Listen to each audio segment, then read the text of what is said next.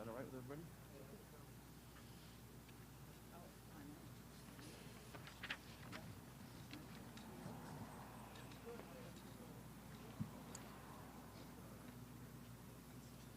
How are you?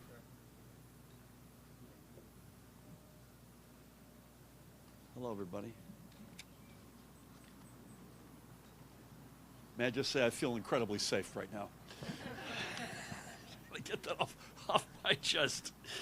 Good morning, everybody. What a beautiful day, huh? It is a treat to be in Essex County, as always. I don't see Joe here, but I want to give County Executive Joe DiVincenzo a big shout out. His birthday, by the way, was yesterday. County Administrator Bob Jackson is with us, and to him and Phil Elijah and the whole team, thank you for everything you do. Essex County Police Academy Director Anthony Perillo, thank you to you and your team for hosting us explicitly so graciously. With me today are a cavalcade of great leaders. Acting Attorney General of the State of New Jersey, Matt Plotkin, is with us. New Jersey State Police Troop B Commander Major Phil Buck is with us. Major. President of the New Jersey State Policemen's Benevolent Association, Pat Colligan. Pat, always a pleasure. New Jersey State Trooper Fraternal Association Vice President Ernie Lucarini. Is Ernie with us? There's Ernie right in front of me. Chairwoman, dear friend of the New Jersey Black Issues Convention, Riva Foster. Riva, thank you for schlepping all the way up here from Burlington County. And the chairs, importantly, of the Assembly and Senate Law and Public Safety Committees, respectively, Senator Linda Greenstein. Linda, always a pleasure, and Assemblyman Bill Spearman. I also want to thank all of the men and women in uniform, both here and around the state, and that includes my buddy Mark Arzamanian, who's with us in the back. I'm incredibly honored to be able to announce today that we are proposing new legislation creating a professional license for law enforcement, a license which all officers must carry as a condition of their service. I also want to acknowledge Chief Counsel Paramel Garg with us. Paramel, always. With this, New Jersey will join the overwhelming number of American states to establish such a licensing program, and in many ways, we're finally catching up with our fellow states.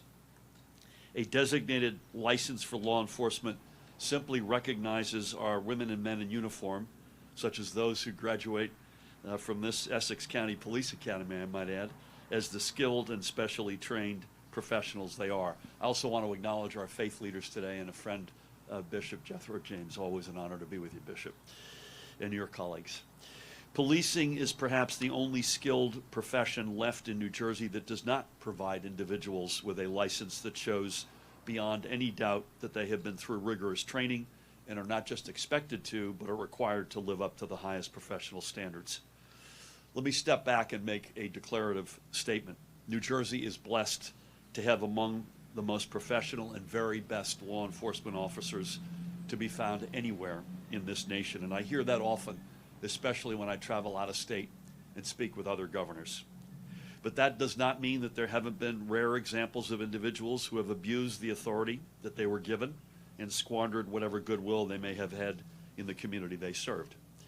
And to be sure, any officer convicted of a crime or an act of domestic violence or any offense that would disqualify them from carrying a firearm or found to be affiliated with a hate group would lose their license, and with it the privilege of serving in law enforcement. At the end of the day, that's a good thing, because this license and all it will represent will lift up the overwhelming majority of women and men working honestly and diligently to keep our communities safe. It will send a strong message that our cops and correction officers are living up to their oaths, both in word and in deed. This is a significant step forward for transparency and accountability, and to rebuilding the bonds of trust between police and residents especially. Not only, but especially in black and brown communities. And by the way, I don't think any state in America has already deepened those ties. That doesn't say we're perfect. We're a long way from being perfect, but I think we've done as good a job as deepening those ties between law enforcement and the communities they serve as any American state, and this will be a huge step to further that.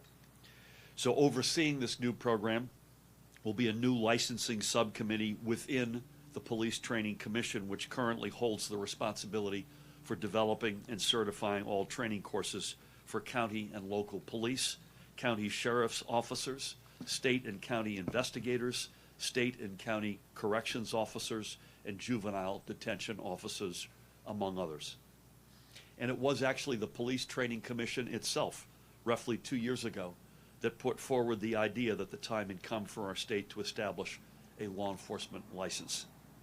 Since that call, the State Attorney General's office, our partners in law enforcement through their representative unions, and numerous community advocacy organizations and faith leaders who have long asked for this step have been engaged in good faith discussions to create this program's framework. Matt deserves a big shout out, as does his team, and I want to give Andrew Bruck, your predecessor as acting Attorney General, a big shout out here as well. And as part of this, we will expand the Police Training Commission to include a seat for 2 new public members and the New Jersey State Troopers Fraternal Association. I offer my deepest thanks to everyone who came together.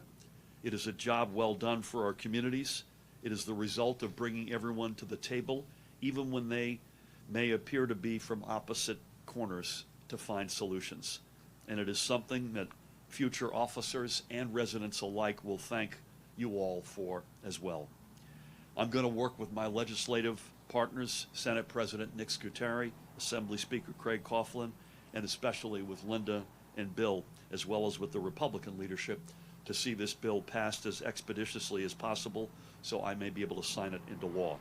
And that will be a good day for our state, for our law enforcement, and for our diverse communities. And it will be a good day, as I say, not specifically for every trooper, sheriff's officer, local cop, corrections officer, others who proudly put on their uniform every day to protect and serve our state, and does so to the highest standards of professionalism.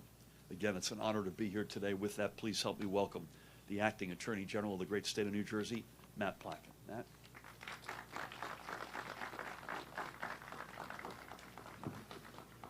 Thank you, Governor. It's an honor to be here today alongside you, as always, Chairwoman Greenstein, Chairman Spearman, so many other folks in law enforcement, of course, Black Issues Convention Chairwoman, my friend Riva Foster, PBA President Pat Colligan, faith leaders.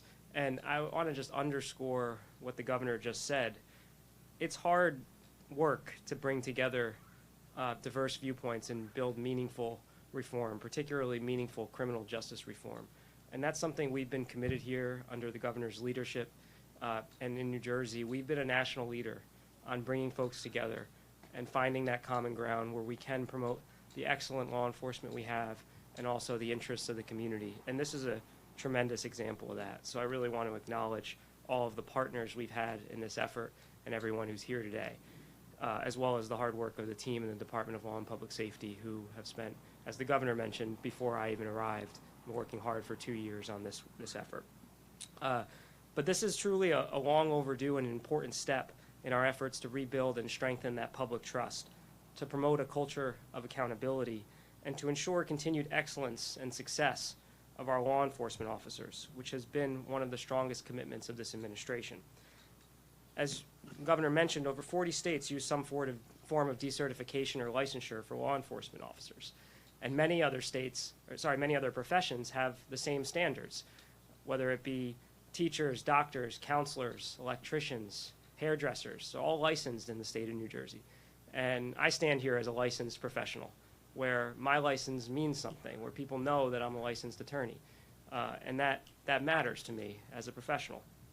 So all we're doing here is bringing law enforcement into that same fold. Our goal has been to consolidate best practices from around the country and implement them here in New Jersey. And that's what this legislation does. Under the licensure proposal that the Governor is announcing today, along with our colleagues in the legislature, law enforcement officers will need to hold a valid, active license that will be issued by the Police Training Commission. They'll also need to meet certain uniform professional standards. This includes passing a psychological evaluation and keeping up with professional training requirements. And they must maintain these standards in order to continue their service, or otherwise they can be subject to suspension or revocation after a hearing. The impact of these changes will be significant. First, and importantly, it will protect law enforcement officers by creating a system of uniformity, which is not something we currently have.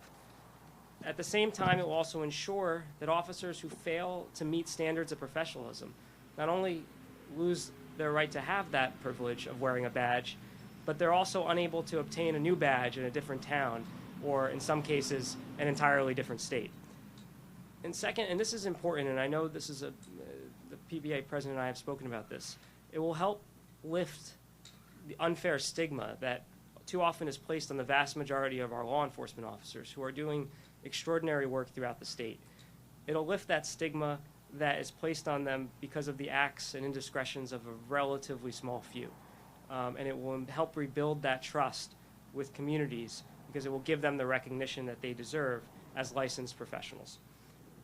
And lastly, as I said, it will instill confidence and strengthen trust between police and the communities that we serve by improving the disciplinary and hiring process and by screening out applicants who are unfit to become law enforcement officers, unfit to have that tremendous privilege of wearing a badge and keeping us all safe. So it's clear to me, and I believe it's clear to the diverse group of partners that we have, that the benefits of licensure are not only benefits for law enforcement officers, though I want to be clear, I do believe this helps law enforcement officers do their jobs better, but the benefits are also for the residents and the public as a whole. This legislation is fair, it was deliberate, it was thoughtful, and the process that got here is exactly how we will continue to build a national model for policing right here in New Jersey. Governor, I want to thank you for your support and the work of your administration. To our legislative partners, we look forward to working with you. To our partners in law enforcement and community members, thank you for your support and your efforts, and to the Police Training Commission for being willing to take on this responsibility. So thank you all, I appreciate it, and I'm looking forward to seeing the legislation proceed. Thank you, Matt. All great points. Deep thanks for your leadership on this and to your team. Please help me welcome the aforementioned Chairwoman and Senator, Linda Greenstein. Linda, come on down.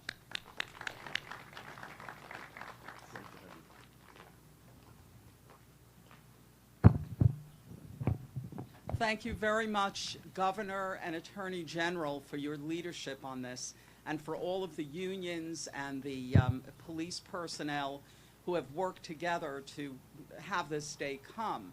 It was a long time coming, and I just think it really took that leadership to push it over the top. So thank you so much for doing that. Today is a major step forward for New Jersey. This announcement is the product of years of work and collaboration among state policymakers, local and state police departments, and community advocates to fortify the relationships between our communities and law enforcement agencies that protect them. Our communities will be better served, and our law enforcement agencies will be better equipped with a licensure framework in place. I am proud and hope to be one of the sponsors of this new bill. These new measures, shared by Governor Murphy and the Attorney General minutes ago, signify a new beginning, an opportunity to recognize good police practices and affirm confidence in policing more than ever. In July of 2020, the Senate Law and Public Safety Committee focused on the issue of police reform, hearing from law enforcement, advocates, academics, and community leaders. It was a very comprehensive 7-hour hearing, and I still remember that clearly. But it was a day when we heard from many people, including Riva Foster and many others who are sitting here today, Pat Colligan and others. Working in partnership with the governor, we've all made major accomplishments since that discussion, requiring the use of body-worn cameras, requiring implicit bias and diversity training, and increasing diversity in policing, to name just a few. Implementing a process to license our officers is a common sense next step, bringing New Jersey in line with over 40 other states. The process in which an officer's license is revoked is similar in spirit to those in which a lawyer's, doctor's, or even a cosmetologist's license would, through an unbiased and clear process following acts of misconduct, giving us yet another tool to weed out bad actors that make an incredibly difficult job even harder for the rest. Requiring officers to build a portfolio of continuous professional development to demonstrate their ongoing and up-to-date professional competence is a crucial step toward delivering safe communities and a fair justice system for all New Jerseyans. I'm thrilled to be here today. I look forward to working with all of you to move New Jersey forward, and thank you all very much.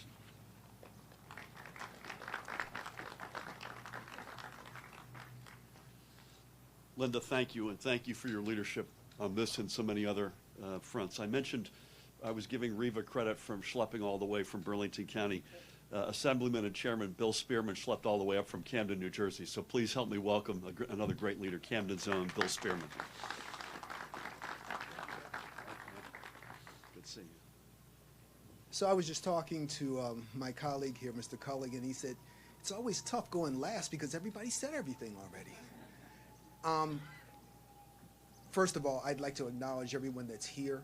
The fact that we have this group of partners coming together to create legislation that makes a difference in the community, it means a lot to me as someone who's born and raised in Camden and who still lives there today. It's good to see the police partnering with the community, with the administration, to make our police more, I don't want to say accountable because they're already accountable, but this sends a message to other states, to the community, to other states, to the nation, that here in New Jersey, we do it the right way. We work together, and our police are here to protect our community and to work with our community, to make sure that our people are safe, that our children are safe. And I won't spend time going over the details. The governor, the attorney general, the senator have already outlined the details. And these are details that didn't just happen today. These are details that were worked out. I think, Governor, you mentioned that you started working on this 2 years ago, 3 years ago? The recommendation from the commission was 2 years ago. Yeah. Exactly. So this is 2 years worth of work coming to coming to fruition here today. So as chair of Law and Public Safety and as a community person, I'm happy to be able to support the governor, and I'll work with the senator and my legislative colleagues to make this reality. Thank you for all the partners and for all your work. Thank you, Bill. Great job, man. So well framed. Thank you so much, Bill, for your leadership, and again to you and Linda for taking the lead in this.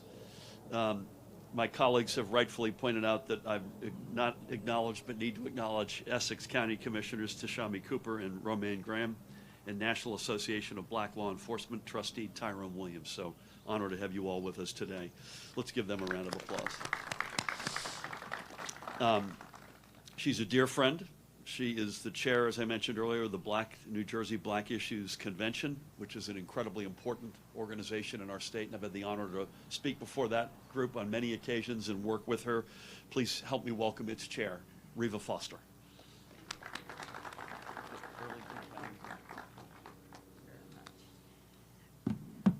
You know, this is an honor because even though everyone has already covered a lot of the major points that I was going to make in my speech today, this is an honor to be able to say that the New Jersey Black Issues has been a part of this, and we are happy to be here and look at this as an opportunity to be able to be recognized as one of the advocate organizations, to say that we're happy that it's happened.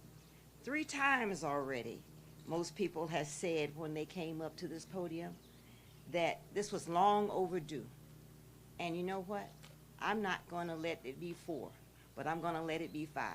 It is long overdue, it is long overdue, and we're happy to have it happening today.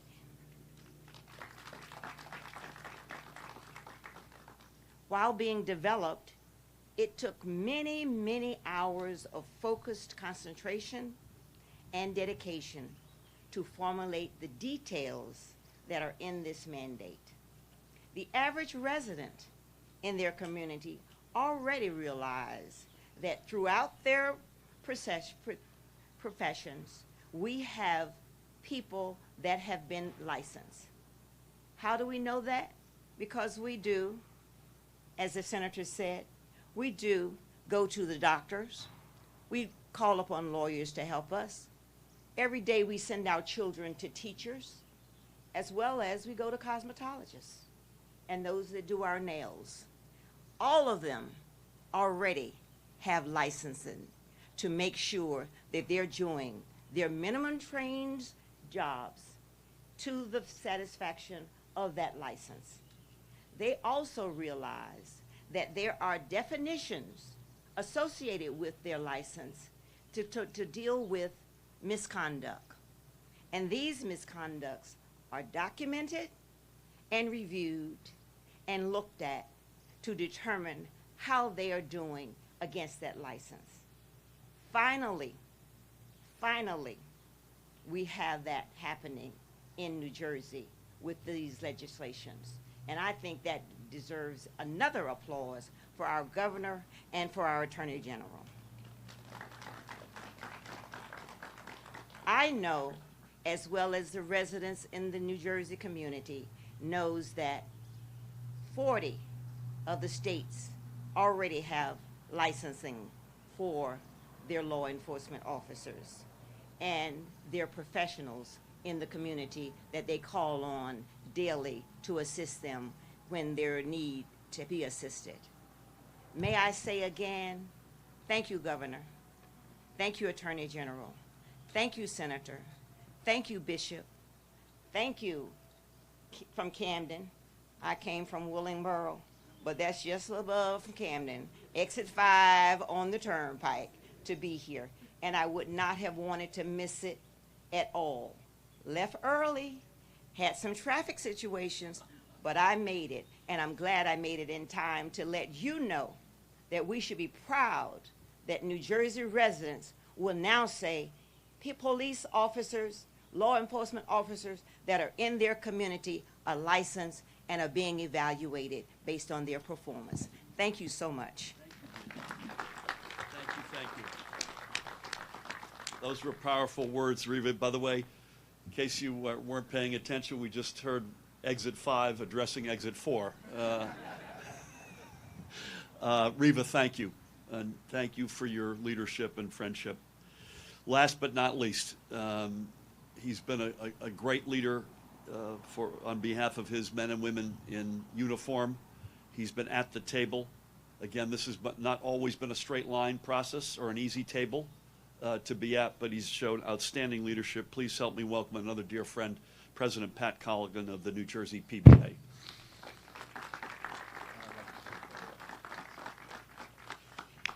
Can I suggest that the exit 4 and exit 5 carpool next time? We'll save fuel.